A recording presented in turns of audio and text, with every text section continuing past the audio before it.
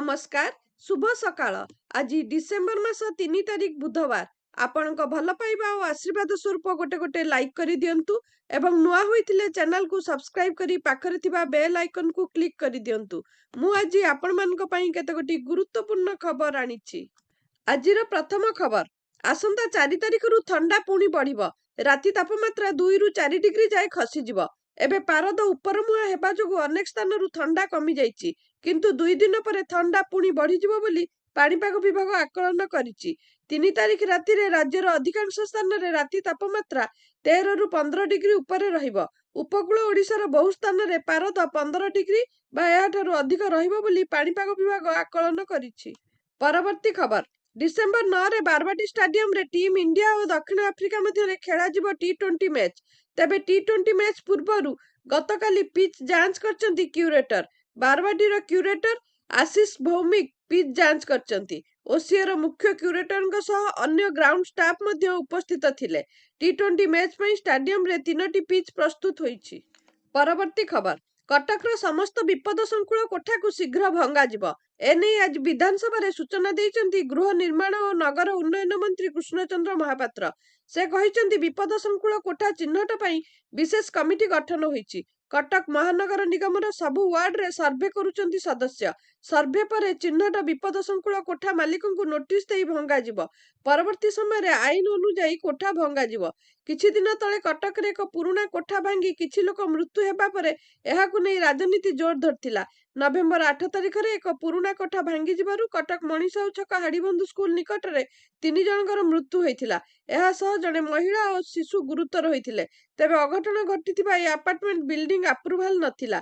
बेआईन भाबे करा जाइथिबा 6 महला कोठा ता छडा अपार्टमेंट रो मालिकाना को नै एबे भी विवाद लागि रहिछि। कटक रे एमिति माळमाळ असुरक्षित बिल्डिंग रहिछि। परवर्ती खबर, 35 छात्र छात्री असुस्थ। कोरापुट जिला बैपारीगुड़ा ब्लॉक सिरिबेड़ा स्थित पीएमसी स्कूल ले 35 छात्र छात्री असुस्थ होइचंती। हॉस्टल ले रात्रि भोजन खाई सारी छात्र छात्री माने असुस्थ होइचंती। एहा परे समस्तिंकु बैपारीगुड़ा मेडिकल ले भर्ती करा जाइछि। परवर्ती खबर, बजार रे बुलुची पुळा पुळा नकली मेडिसिन। 4 वर्ष रे चिन्हट हेलाणी 168 नकली मेडिसिन आउ 388 निम्न मानर मेडिसिन चिन्हट करा जाइछि। गत 4 वर्ष रे 2.5 कोटी रु अधिक टंकार नकली मेडिसिन जबत करचंदी सरकार। विधानसभा रे स्वास्थ्य मंत्री लिखित उत्तर रे एही तथ्य सामना को आसीछि। 2021 रु 2024-25 भितरे 168 नकली मेडिसिन चिन्हट होईछि। सेही भली 388 निम्नमानर मेडिसिन जहा कि आवश्यक गुणवत्ता और प्रभावशाली मानदंड पूरण करिबारे विफल होईछि। 2021 रे 79, 2022 रे 64 और 2023 रे 14टी नकली औषध चिन्हट होईछि। 2024 रे 11टी नकली मेडिसिन चिन्हट होईछि। परवर्ती खबर, बालेश्वर सोर बागुड़ी खंजामहल बेआईन पत्थर खादान उपरे बालेश्वर जिल्लापाल अचानक चढ़ाऊ। एहा सह 163 बीएनएस धारा लागू करा जाइथिबा जिल्लापाल सूचना। राज्य सरकार बेआईन बाली और पत्थर उपरे रोक लगाइबा पई एसपी और जिल्लापाल को कड़ा निर्देश परे आज तत्पर जिला प्रशासन। बालेश्वर जिल्लापाल, उपजिल्लापाल, खनि विभाग, अतिरिक्त एसपी, तहसीलदार, जंगल विभाग सामिल थिले। किपरि भाबरे पहाड़ को सुरक्षा दिया जिवो और माफियांक उपरे धरपकड़ जोरदार करा जिवो सेथि पई गुरुत्व दिया जाइछि। एहा सह सीसीटीवी कैमेरा लगाइबा पई निष्पत्ति निया जाइथिबा कहिसंती जिल्लापाल। परवर्ती खबर, 4 चकियांकु कळा काच अडुआ। 4 चकिया कार रे कळा रंगर फिल्म लगाइले कार्यानुष्ठान हेउछि। गृह रे उत्तर रखिचंती गृह निर्माण और नगर उन्नयन मंत्री डॉक्टर कृष्णचंद्र महापात्र। मंत्री कहिचंती 2024 मसिया जनवरी 4 तारिख ठारू 2025 मसिया अक्टोबर 31 तारिख मध्य 214टी कळा रंगर फिल्म लगाइथिबा मालिकंक विरुद्ध रे होईछि ई चालान। सेथिरु केवल भुवनेश्वर रे 162टी गाड़ी अंतर्भुक्त। 20टी गाड़ी मालिकंक ठारू 500 टंका हिसाब रे 1 लाख टंका जोरिमाना आदाय होईछि। अवशिष्ट 194टी गाड़ी मालिकंक विरुद्ध रे प्रोसिक्यूशन रिपोर्ट मजिस्ट्रेट निकट रे विचार पई अछि। परवर्ती खबर, सेबे बदली थिला सचिवालयर ना आउ एबे बदलीछि राजभवनर ना। नवीन सरकार समय रे राज्य सचिवालयर ना को बदलाई लोकसेवा भवन करा जाइथिला बेले जदिओ राजभवनर नाम परिवर्तन निष्पत्ति केंद्र गृह मंत्रणालय विज्ञप्ति आधार रे होईछि, किंतु मोहन सरकार समय रे बदलीछि राजभवनर ना बोली कुहा जाउछि। ତେବେ ଗତକାଲି 8ଟି ରାଜ୍ୟ ସମେତ କେନ୍ଦ୍ରଶାସିତ ଅଞ୍ଚଳର ରାଜଭବନ ଏବଂ ରାଜନିବାସର ନାମ ପରିବର୍ତ୍ତନ ହୋଇଛି। 8 ରାଜ୍ୟର ରାଜଭବନର ନାଁ ବଦଳି ଲୋକଭବନ ହୋଇଥିଲା ବେଳେ କେନ୍ଦ୍ରଶାସିତ ଅଞ୍ଚଳର ରାଜନିବାସର ନାଁ ବଦଳି ଲୋକନିବାସ କରାଯାଇଛି। ଏହି ନିଷ୍ପତ୍ତି ପରେ ଦେଶର ଏସବୁ ରାଜ୍ୟରେ ଏବେ ରାଜ୍ୟପାଳଙ୍କ ସରକାରୀ ଆବାସକୁ ଆଉ ରାଜଭବନ କୁହାଯିବନି। ରାଜଭବନ ବଦଳରେ ଏବେ ଏହାକୁ ଲୋକଭବନ କୁହାଯିବ। ପରବର୍ତ୍ତୀ ଖବର, ବଦଳିଲା ପ୍ରଧାନମନ୍ତ୍ରୀଙ୍କ କାର୍ଯ୍ୟାଳୟର ନାମ। ଏବେ ଏହାକୁ ସେବା ତୀର୍ଥ ନାମରେ ଜଣାଯିବ। ଏହାର ଉଦ୍ଦେଶ୍ୟ ଶାସନରେ ସେବାର ଭାବନାକୁ ବଢ଼ାଇବା। ଏହି ପରିବର୍ତ୍ତନ କେବଳ ଗୋଟିଏ ନୁହେଁ, ଦେଶର ଅନେକ ସରକାରୀ ଭବନ ଏବଂ ରାସ୍ତାର ନାମକୁ କିଛି ଦିନ ଭିତରେ ପରିବର୍ତ୍ତନ କରାଯିବ। ସେହିପରି କେନ୍ଦ୍ର ସଚିବାଳୟର ମଧ୍ୟ ନୂଆ ନାମ ହୋଇଛି। ଏବେ କେନ୍ଦ୍ରୀୟ ସଚିବାଳୟର ନାମ କର୍ତ୍ତବ୍ୟ ଭବନ ନାମରେ ଜଣାଶୁଣା ହେବ। ସରକାରଙ୍କ କହିବା ମୁତାବକ ଏହି ପରିବର୍ତ୍ତନ କେବଳ ନାମ ଯାଏଁ ସୀମିତ ନାହିଁ, ବରଂ ସରକାର ଜନତାଙ୍କ ସେବା ପାଇଁ ଉତ୍ସର୍ଗୀକୃତ ବୋଲି ବାର୍ତ୍ତା ଦେଉଛି। ଏହି ପରିବର୍ତ୍ତନ ଶାସନକୁ ପ୍ରାଥମିକତାର ନୂଆ ବିଚାରକୁ ଦର୍ଶାଇଥାଏ। ପରବର୍ତ୍ତୀ ଖବର, ରାଜ୍ୟରେ ବହୁଚର୍ଚ୍ଚିତ ଏସ୍ଆଇ ସ୍କାମକୁ ନେଇ ଖୋଳତାଡ଼ କରୁଛି ସିବିଆଇ। ଓଡ଼ିଶାରେ ରହି ଏହାର ଗୋଟି ଗୋଟି ଲିଙ୍କ ବାହାର କରୁଛି। ଏହାରି ଭିତରେ ଏସ୍ଆଇ ସ୍କାମର ଅଭିଯୁକ୍ତ ଅରବିନ୍ଦ ଦାସକୁ ମାରାଥନ ଜେରା କରିଛି ସିବିଆଇ। ଦୀଘା ମଡେଲ ଦାୟିତ୍ୱରେ ଥିଲା ଅଭିଯୁକ୍ତ ଅରବିନ୍ଦ ଦାସ। 2 ଦିନିଆ ରିମାଣ୍ଡରେ ଆଣି ଅରବିନ୍ଦକୁ ମାରାଥନ ଜେରା କରାଯାଉଛି। ଜେରା ବେଳେ ଅନେକ ଗୁରୁତ୍ୱପୂର୍ଣ୍ଣ ତଥ୍ୟ ପାଇଛି ସିବିଆଇ। ଏହା ସହ ରାଜ୍ୟ ବାହାରର ଲିଙ୍କ ଖୋଜି ପାଇଛି। ଶଙ୍କର ପୃଷ୍ଟିର ଖାସ୍ ଥିଲା ଅରବିନ୍ଦ। ରିମାଣ୍ଡ ସମୟରେ ଚାକିରି ଠକେଇ ନେଇ ହୋଇପାରେ ବଡ଼ ଧରଣର ଖୋଳତାଡ଼। ପୂର୍ବରୁ 4 ଜଣଙ୍କୁ ନେଇ ପଚରାଉଚରା କରିଛି ସିବିଆଇ। ପରବର୍ତ୍ତୀ ଖବର, ଯେତେବେଳେ ସରକାର ସମସ୍ତ ମୋବାଇଲ ଫୋନ ନିର୍ମାତାଙ୍କୁ ସଞ୍ଚାର ସାଥୀ ଆପ୍ ପୂର୍ବରୁ ସଂସ୍ଥାପନ କରିବା ପାଇଁ 90 ଦିନର ସମୟସୀମା ଦେଇଥିଲେ, ଏହା ଦେଶରେ ଏକ ରାଜନୈତିକ ହଇଚଇ ସୃଷ୍ଟି କରିଥିଲା।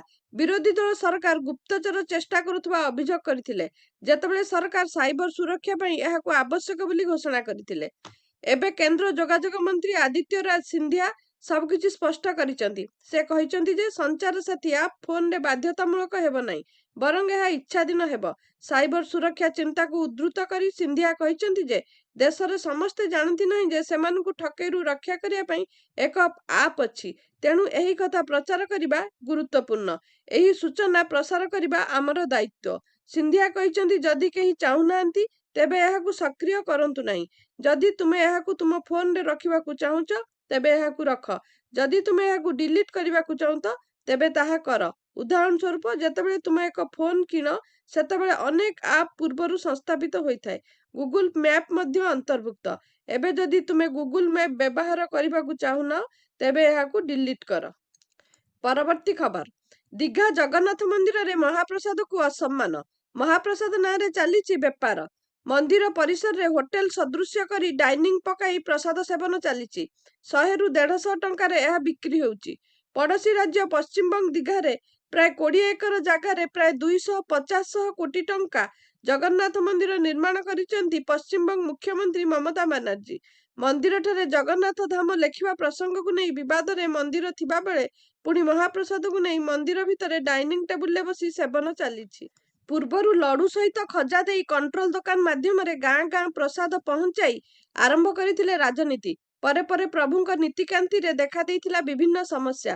କେବଳ ଏତିକି ନୁହେଁ, ଗ୍ୟାସରେ ମହାପ୍ରସାଦ ରାନ୍ଧି ବିକ୍ରୟ ଆରମ୍ଭ ହୋଇଥିଲା ବେଳେ ଏବେ ପୁଣି ସେହି ପ୍ରସାଦକୁ ମହାପ୍ରସାଦ କରି ମନ୍ଦିର ପରିସରରେ ଆରମ୍ଭ କରିଛନ୍ତି ଚେୟାର ଟେବୁଲ ଡାଇନିଂ ସେବନ। ଏହାକୁ ନେଇ ଜଗନ୍ନାଥ ପ୍ରେମୀଙ୍କ ମନରେ ପୁଣି ଆଘାତ ସୃଷ୍ଟି ହୋଇଛି। ପରବର୍ତ୍ତୀ ଖବର, ଏଲ୍ଓସି ଲଞ୍ଚପ୍ୟାଡ୍ରେ ଅନୁପ୍ରବେଶ ପାଇଁ ପ୍ରସ୍ତୁତ 100ରୁ 120 ଆତଙ୍କବାଦୀ। ଏଭଳି ସୂଚନା ଦେଇଛି ବିଏସ୍ଏଫ୍। ନିୟନ୍ତ୍ରଣ ରେଖା ଆରପଟେ ପାକିସ୍ତାନ ପଟୁ ବଡ଼ ଧରଣର ଅନୁପ୍ରବେଶ ଷଡ଼ଯନ୍ତ୍ର ଚାଲିଥିବା ନେଇ ବିଏସ୍ଏଫ୍ ଚେତାବନୀ ଦେଇଛି। ଶ୍ରୀନଗରରେ ଆୟୋଜିତ ସାମ୍ବାଦିକ ସମ୍ମିଳନୀରେ ବିଏସ୍ଏଫ୍ ଆଇଜି ଏହି ସୂଚନା ଦେଇଛନ୍ତି। ସୀମା ଆରପଟେ ଥିବା 69ଟି ଲଞ୍ଚ ପ୍ୟାଡ୍ ଉପରେ ସୁରକ୍ଷା ବାହିନୀ କଡ଼ା ନଜର ରଖିଛି। ବର୍ତ୍ତମାନ 100ରୁ 120 ଆତଙ୍କବାଦୀ ଜାମ୍ମୁ ଓ କାଶ୍ମୀରକୁ ଅନୁପ୍ରବେଶ କରିବା ପାଇଁ ପ୍ରସ୍ତୁତ ଅଛନ୍ତି। ଶୀତ ଓ କୁହୁଡ଼ିର ସୁଯୋଗ ନେଇ ଅନୁପ୍ରବେଶ ହେବାର ଆଶଙ୍କା ରହିଛି। ତେବେ ବିଏସ୍ଏଫ୍ ଗୁଇନ୍ଦା ବିଭାଗ ସେନା ସହ ମିଶି ପାକିସ୍ତାନ ଅଧିକୃତ କାଶ୍ମୀରରେ ଥିବା ଘାଟି ଓ ତାଲିମ ଶିବିରଗୁଡ଼ିକ ଉପରେ ତୀକ୍ଷ୍ଣ ନଜର ରଖିଥିବା ବିଏସ୍ଏଫ୍ ଆଇଜି କହିଛନ୍ତି। ଶୀତ ଋତୁ ଆରମ୍ଭ ପୂର୍ବରୁ ପାକିସ୍ତାନ ଅନୁପ୍ରବେଶ ବଢ଼ାଇବାକୁ ଚେଷ୍ଟା କରେ, କିନ୍ତୁ ଆଧୁନିକ ସର୍ଭିଲାନ୍ସ ଉପକରଣ ସାହାଯ୍ୟରେ ଯବାନମାନେ ସୀମାରେ ଜଗିଛନ୍ତି। ବିଏସ୍ଏଫ୍ର ଜି ବ୍ରାଞ୍ଚ 22ଟି ମିଳିତ ଅପରେସନରେ ବିପୁଳ ପରିମାଣର ଅସ୍ତ୍ରଶସ୍ତ୍ର, ପାକିସ୍ତାନ ବେଟ୍ ଟିମ୍ର ଆକ୍ରମଣ ଭୟ ସତ୍ତ୍ୱେ ଭାରତୀୟ ଯବାନ ଦୃଢ଼ତାର ସହ ସୀମା ଜଗିଛନ୍ତି। ପରବର୍ତ୍ତୀ ଖବର, ପାକିସ୍ତାନୀ ବିମାନ ପାଇଁ ଏୟାର ସ୍ପେସ୍ ଖୋଲିଲା ଭାରତ। ତେବେ ହଠାତ୍ କାହିଁକି ଏପରି ନିଷ୍ପତ୍ତି ନିଆଗଲା? ଏହା ପଛରେ କାରଣ କ'ଣ? ପାକିସ୍ତାନୀ ଗଣମାଧ୍ୟମରେ ପ୍ରସାରିତ ଦାବିକୁ ଖଣ୍ଡନ କରି ଭାରତ ସ୍ପଷ୍ଟ କରିଛି ଯେ ସେ କିଛି ଘଣ୍ଟା ମଧ୍ୟରେ ଶ୍ରୀଲଙ୍କା ଅଭିମୁଖେ ଯାଉଥିବା ଏକ ପାକିସ୍ତାନୀ ମାନବିକ ରିଲିଫ୍ ବିମାନକୁ ଏୟାର ସ୍ପେସ୍ ଅନୁମତି ପ୍ରଦାନ କରିଛି। ସମ୍ବାଦ ସରବରାହ ସଂସ୍ଥା ଏଏନ୍ଆଇ ଅନୁଯାୟୀ ଘୂର୍ଣ୍ଣିଝଡ଼ ଦିଟୱା ଦ୍ୱାରା ବନ୍ୟାଗ୍ରସ୍ତ ଶ୍ରୀଲଙ୍କାକୁ ପାକିସ୍ତାନୀ ବିମାନ ଜରୁରୀ ରିଲିଫ୍ ସାମଗ୍ରୀ ନେଇ ଯାଉଥିବାରୁ ଏହି ଅନୁମତି ଦିଆଯାଇଥିଲା। ଭାରତୀୟ ଅଧିକାରୀଙ୍କ ଅନୁଯାୟୀ ଡିସେମ୍ବର 1 ତାରିଖ ଦିନ ପ୍ରାୟ ଦିନ ଗୋଟାଏ ବେଳେ ପାକିସ୍ତାନ ଭାରତୀୟ ବାୟୁସେନା ଦେଇ ଯିବା ପାଇଁ ଏହାର ବିମାନକୁ ଅନୁମତି ମାଗିଥିଲା। ଶ୍ରୀଲଙ୍କା ବନ୍ୟା ପ୍ରଭାବିତ ଲୋକଙ୍କ ପାଇଁ ଏହି ବିମାନ ରିଲିଫ୍ ସାମଗ୍ରୀ ନେଇ ଯାଉଥିଲା। ତେଣୁ ଭାରତ ସେହିଦିନ ସନ୍ଧ୍ୟା 5:30ରେ ଏହାକୁ ଅନୁମତି ଦେଇଥିଲା। ଅଧିକାରୀମାନେ କହିଛନ୍ତି ଯେ ଏପରି ମାନବିକ ବିମାନକୁ ସର୍ବଦା ପ୍ରାଥମିକତା ଦିଆଯାଏ, ତେଣୁ ପ୍ରକ୍ରିୟାରେ କୌଣସି ବିଳମ୍ବ ହୋଇନାହିଁ। ପରବର୍ତ୍ତୀ ଖବର। ଦକ୍ଷିଣ ଆଫ୍ରିକା ବିପକ୍ଷରେ ରାଞ୍ଚିରେ ଖେଳାଯାଇଥିବା ପ୍ରଥମ ଦିନିକିଆରେ ଦମଦାର ପ୍ରଦର୍ଶନ କରିଛି ଟିମ୍ ଇଣ୍ଡିଆ। ଦଳ ବିରାଟ କୋହଲିଙ୍କ ଶତକ ଓ ରୋହିତ ଶର୍ମାଙ୍କ ଅର୍ଦ୍ଧଶତକ ବଳରେ ବିରାଟ ସ୍କୋର କରିଥିଲା, ଯାହାକୁ ଚେସ୍ କରିପାରିନଥିଲା ଭ୍ରମଣକାରୀ ଟିମ୍। ତେବେ ଦ୍ୱିତୀୟ ଦିନିକିଆରେ ମଧ୍ୟ ଫ୍ୟାନ୍ମାନେ ରୋ କୋଉଙ୍କଠାରୁ ଏମିତି ଆଶା କରିଛନ୍ତି। ବୁଧବାର ଅର୍ଥାତ୍ ଆଜି ରାୟପୁରରେ ଖେଳାଯିବ ଦ୍ୱିତୀୟ ଦିନିକିଆ 3 ମ୍ୟାଚ୍ ବିଶିଷ୍ଟ ସିରିଜର ଦ୍ୱିତୀୟ ମୁକାବିଲାରେ ଭାରତ ବିଜୟ ସହ ସିରିଜ କବ୍ଜା ଲକ୍ଷ୍ୟରେ ରହିବ। ତେବେ ରାୟପୁରରେ ବିରାଟ କୋହଲି ଏବଂ ରୋହିତ ଶର୍ମାଙ୍କ ପ୍ରଦର୍ଶନ ଉପରେ ଦଳର ଭାଗ୍ୟ ନିର୍ଭର କରିବ। ଭିଡିଓଟିକୁ ସମ୍ପୂର୍ଣ୍ଣ ଦେଖିଥିବାରୁ ଆପଣଙ୍କୁ ବହୁତ ବହୁତ ଧନ୍ୟବାଦ। ଆଜି ପାଇଁ ଖବର ଏତିକି। ନମସ୍କାର।